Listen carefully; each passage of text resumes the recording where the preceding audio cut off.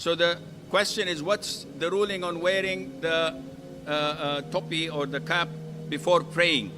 There is nothing in the Quran or in the Sunnah that recommends it, or that says it's better, or that says if you pray, your prayer is less.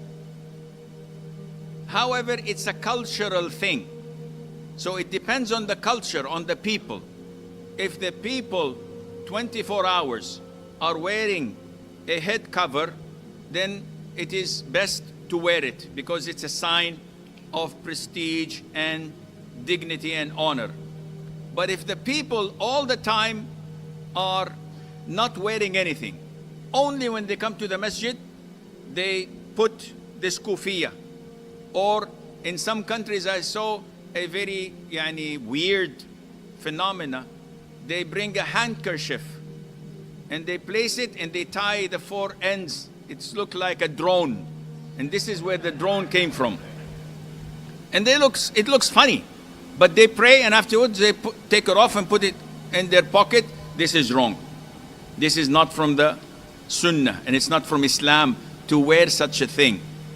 Unfortunately, if you go to their homes, they will find that the father and the brothers force the women folk, their mothers and their sisters and their daughters, to wear the hair cover. Why? There's no non-mahram. I said, no, you have to do this. You can't eat without wearing the hijab. You can't go to the toilet without wearing the hijab. You crazy? I said, no.